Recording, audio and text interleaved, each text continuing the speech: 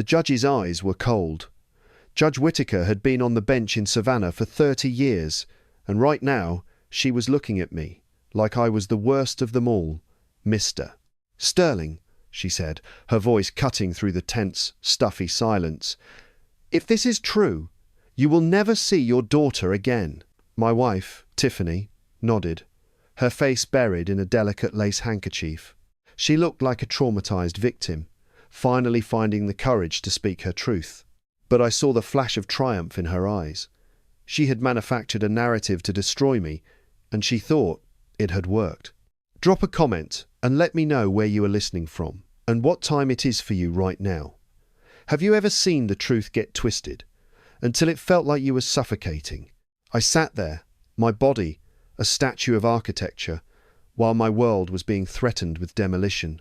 Judge Whittaker's words were supposed to be the finishing blow, the point where most men would crumble, weep, or beg for mercy.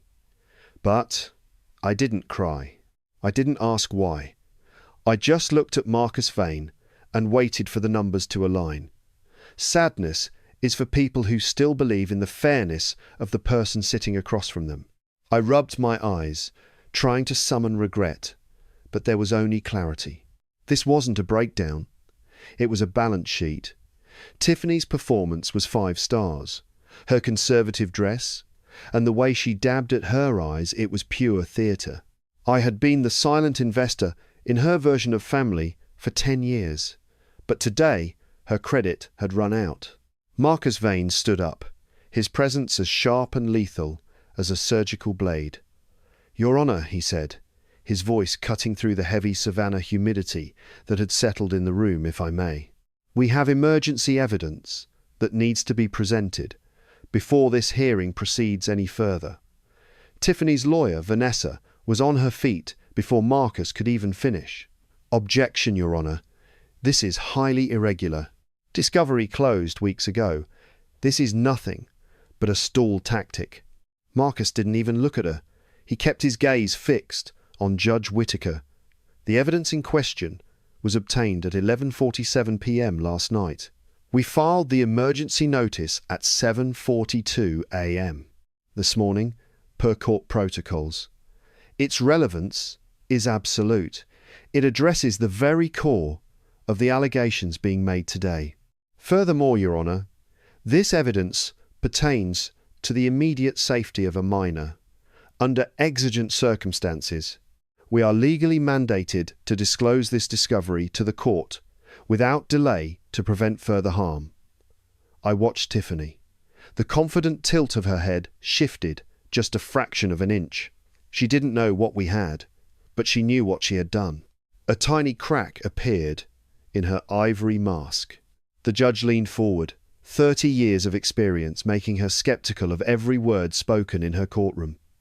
But something in Marcus's tone compelled her. She looked at Vanessa, then back to us. "I'll allow it," she said. "Mr.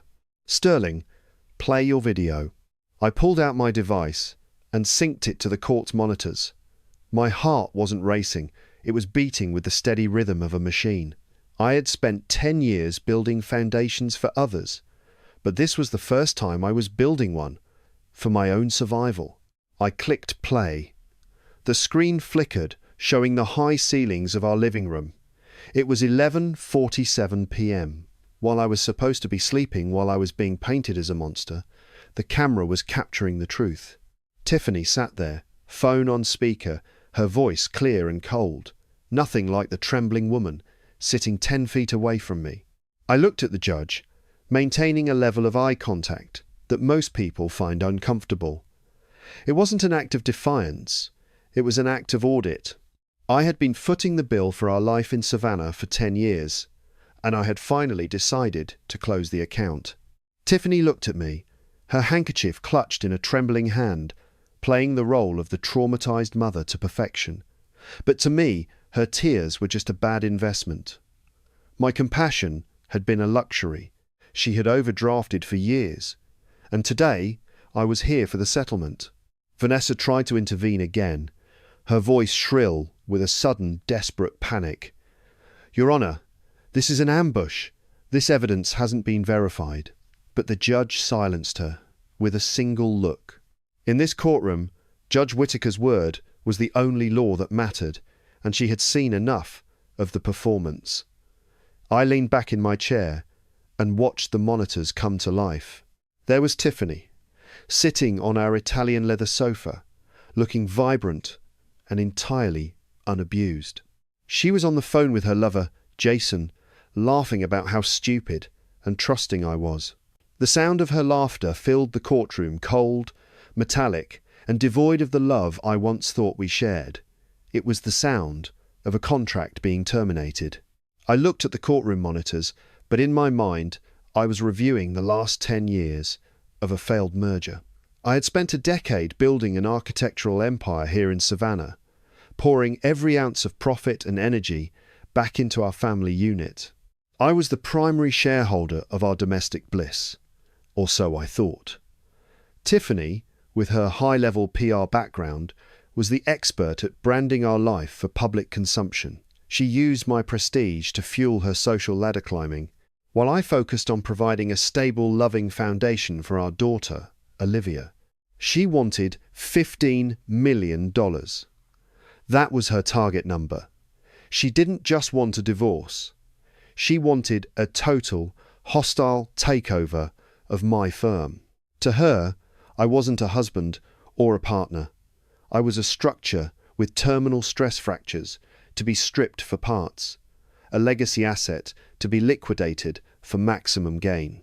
She viewed our marriage as a luxury subscription service, where I was the only one footing the bill. The truth is, I didn't just stumble onto this trap last night. I found her professional theatrical makeup kit 3 weeks ago, tucked away in the back of her closet, behind a row of designer heels. It contained pigments for creating realistic bruises, swelling and abrasions. Most men would have confronted her right then, fueled by shock and heartbreak. But I am an architect. I know that if you find a terminal crack in the foundation, you don't just yell at the wall, you observe how deep it goes before you rebuild. I stayed silent. I played the role of the trusting, stupid husband to absolute perfection. I let her believe her branding was working, while I prepared for the inevitable audit. I realize now that my own kindness was the bait. Tiffany had normalized my patience until she mistook it for a total lack of spine. She saw my willingness to provide and support as an invitation to exploit without consequence. In her mind, the fact that I never shouted back meant I was a safe target to destroy. She had overdrafted my compassion so many times that she had actually convinced herself the account would never be closed. She didn't realize that my silence wasn't surrender, it was the quiet collection of data. I installed the cameras in our common areas, the living room, the kitchen, and my home office.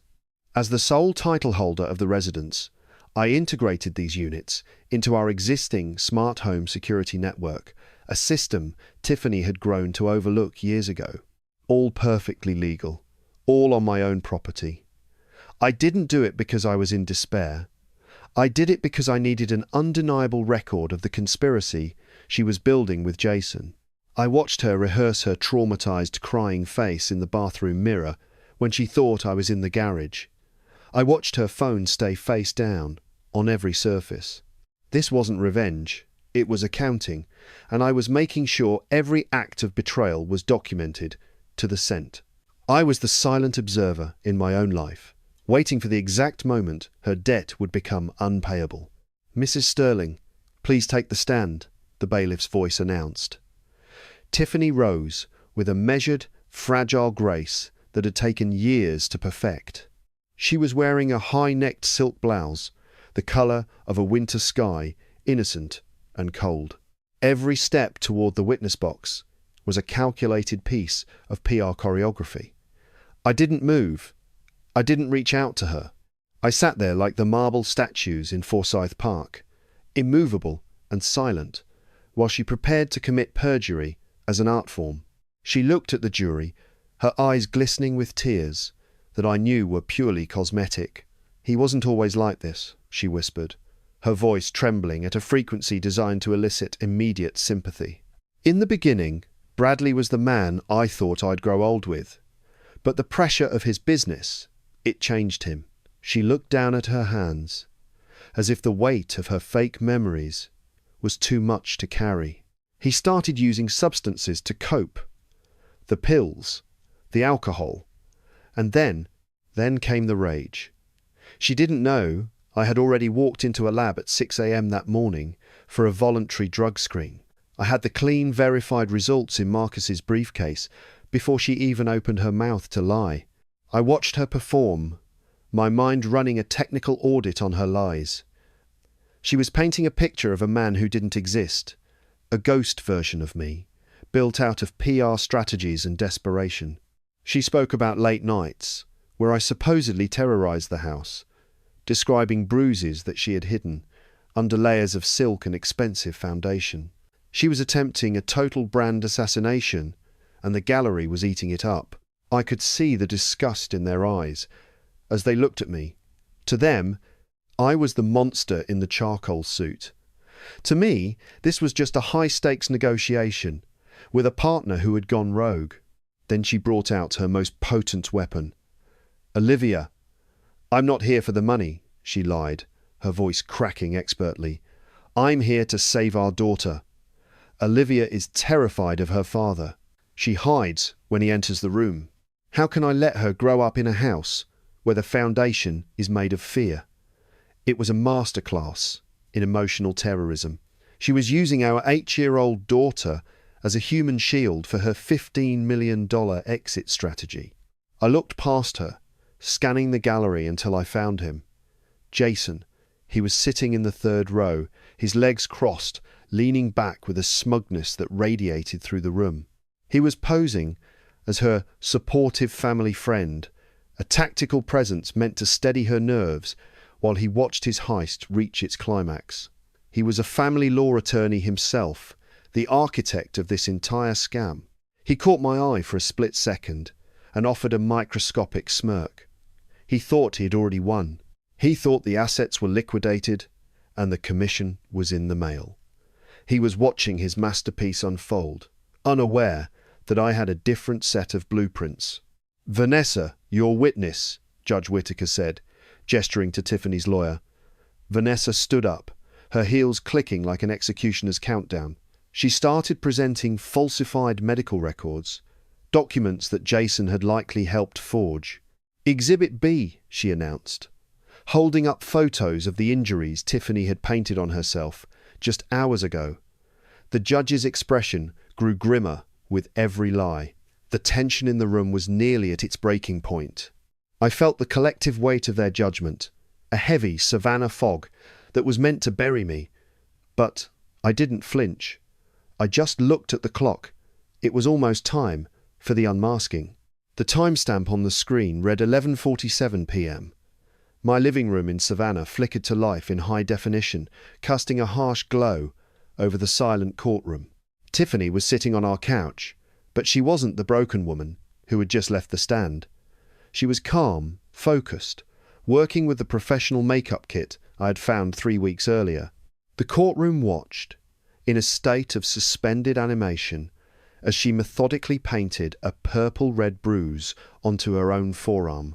"These will photograph perfectly," her recorded voice said, sharp and devoid of the tremors she had used just minutes ago. "The judge will see them and lose her mind." But then, the video took a turn into a level of darkness I hadn't even prepared for. Tiffany stood up and walked toward Olivia's bedroom. She was carrying a small bottle and a cotton swab. She didn't use makeup on our 8-year-old daughter. She used a mild allergen, something she knew would cause a real, localized swelling on Olivia's neck without causing permanent damage. I watched my wife, the woman who claimed to be a protective mother, deliberately induce a physical reaction on our child just to make her lie more convincing. I had already secured a medical evaluation from Olivia's pediatrician at dawn, confirming the swelling was a controlled chemical reaction, a paper shield I had forged while Tiffany was still rehearsing her lies. A collective gasp ripped through the gallery. This wasn't just a divorce tactic, it was child endangerment. The video didn't stop there. 5 minutes in, the front door opened. Jason walked in, followed by Vanessa, Tiffany's lawyer. They didn't act like attorney and client. They acted like a team. Vanessa threw her briefcase on the table and laughed. "Nice work on the neck, Tiffany," she said. "This one is going to be even bigger than the Savannah score 2 years ago." Jason nodded, pouring himself a drink. "That's the beauty of being half-siblings," he said, looking at Vanessa. "Nobody ever suspects the lawyer and the lead witness are sharing the same bloodline and the same bank account. This is our third family in Georgia, and Bradley has no idea he's the next one to be liquidated." "Turn it off!" Tiffany screamed. She was on her feet, lunging toward the monitors, her carefully constructed ivory facade shattering into 1,000 jagged pieces. This was the exact moment of a massive injury to her ego. Her rage wasn't born of guilt or remorse for hurting her daughter. It was a primal, explosive reaction to having her saintly mask stripped away in front of the very audience she had spent years trying to impress. To a narcissist like Tiffany, being seen as a villain is a fate worse than death. She clawed at the air, her face contorted with a primal fury that made even the bailiffs hesitate. The courtroom was no longer a place of law. It was the site of an unmasking. Judge Whittaker sat in an icy, terrifying silence, her gaze fixed on the screen, where Jason and Vanessa were already discussing how they would split my $15 million. The lethal discovery had been made. They weren't just liars, they were a criminal enterprise. I leaned back and looked at the three of them. Factual, lethal, and final. Their credit had finally run out. The video cut to black, but the silence that followed was louder than any of Tiffany's screams. Judge Whittaker sat motionless, her face a mask of profound, ancient fury. In 30 years on the bench, she had seen the worst of humanity. But today, the worst had tried to use her courtroom as its stage. "Mrs. Sterling," the judge said, her voice dropping to a register that made the air in the room feel thin and freezing. "You will not speak another word in this building, unless it is to a public defender." The power flip was instantaneous. The ivory tower Tiffany had built out of lies and special effects makeup was not just cracking, it was exploding. "What I have witnessed on that screen is not a domestic dispute. It is an organized criminal conspiracy," Judge Whittaker declared, her gavel poised like a weapon. "This court finds the testimony of the respondent to be a complete fabrication. All previous motions are dismissed, with prejudice. And as for you, counsellor, and your accomplice in the gallery, you will remain exactly where you are. The State Bar and the District Attorney's Office will be notified within the hour of your involvement in this multifamily fraud scheme. This wasn't just a divorce. It was a liquidation of an innocent man's life, and it ends now." "Bailiffs," the judge's voice rose, cutting through the sudden, panicked whispering of the gallery. The sheriff's deputies, who had been briefed by Marcus and the district attorney's office earlier that morning, stepped forward from the shadows of the gallery. "Escort Mrs. Sterling, Jason, and Vanessa from my courtroom, and place them under arrest for perjury in the first degree, conspiracy to commit fraud, and felony child endangerment. Given the documented evidence of the chemical irritation induced on the child, I am also referring this for an immediate investigation into child abuse." Tiffany's facade didn't just crumble, it vanished. She lunged toward the monitors again, her hands clawing at the air, as if she could pull the footage back into the lens. "You can't do this!" she shrieked. A sound so primal, it bore no resemblance to the soft, silk-wrapped woman she had been 10 minutes ago. "He's the monster! That video is a lie!" But the bailiffs were already there, their heavy boots thudding on the hardwood as they pinned her arms behind her back. The metallic click of the handcuffs was the final punctuation mark on her 10-year performance. "Mr. Sterling," Judge Whittaker said, looking at me with a mixture of professional respect and genuine apology, You are granted sole legal and physical custody of Olivia, effective immediately. Your former wife will have no visitation, supervised or otherwise, pending the outcome of her criminal trial. I suggest you take your daughter and go home. I headed to the court's private waiting area, where the court-appointed guardian had been keeping Olivia shielded from the toxic fallout of the hearing. I stood up, my charcoal suit as uncreased as my resolve. I didn't look at Tiffany as they dragged her out, her heels scraping across the floor as she screamed obscenities that shocked the room. I didn't look at Jason as he was led away in silence, his smugness replaced by the hollow stare of a man who realized he had just lost his career and his freedom. I only looked at Marcus Vane. This wasn't a victory. It was a finalized audit. The ledger was balanced. The hostile takeover had failed, and the primary shareholder was finally back in control. Inside, my mind glowed with a different kind of sunrise, the kind made of facts, and the absolute safety of my daughter. I walked out of that courthouse into the thick Savannah heat, but for the first time in 10 years, I could actually breathe. The air didn't feel heavy. It felt like a fresh start. Olivia gripped my hand tight. She is only 8 years old. She knows her mother is going away for a while, and she knows I will never leave her. That is enough for now. The rest of the truth is a debt we will settle when she is much older. The first thing I did when we got home was open every window. I wanted to purge the scent of betrayal and the lingering ghost of Tiffany's performance. We spent the next 3 days in a whirlwind of change. I didn't just redecorate. I performed a structural renovation of our lives. We went to the hardware store and bought 3 large cans of ocean blue paint. Olivia chose it herself. She said it reminded her of the trips we took to the coast before everything turned grey. As I stood on a ladder, rolling the blue over the walls where Tiffany used to stand and lie, I felt the darkness receding.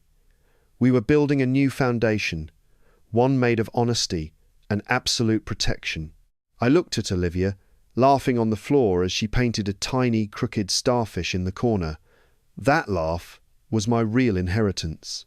Not the $15 million I kept from being stolen, but the sound of a child who was finally safe. I've spent the last few weeks reflecting on the thin line between a life saved and a life destroyed. Sometimes I allow myself to step into the world that might have been. I call it the world without the camera. In that version of my life, I am currently sitting in a federal prison cell, stripped of my reputation and my career. My daughter is being raised by a criminal enterprise, a mother who viewed her as a bargaining chip, and a pair of half-siblings who specialized in liquidating lives. If I hadn't noticed that makeup kit, or if I had let my shock turn into a loud confrontation instead of a quiet investigation, we would have been lost. Vigilance isn't the same as lack of trust. It is the highest form of love when you are protecting someone who cannot protect themselves. I have come to realize that some bridges are meant to be burned. We are often taught that family is unconditional, but I've learned that respect and safety are the actual prerequisites for love. If you find yourself in a situation where the person across the table is drafting a blueprint for your destruction, do not meet them with loud anger. Meet them with quiet data. Document everything. Trust your instincts when the air in your own home feels like a trap. Your silence is not a surrender. It is the time you need to gather the facts that will eventually set you free. Forgiveness is a word people throw around a lot, but I've learned that it isn't always for the person who hurt you. I forgive myself for being too trusting for too long.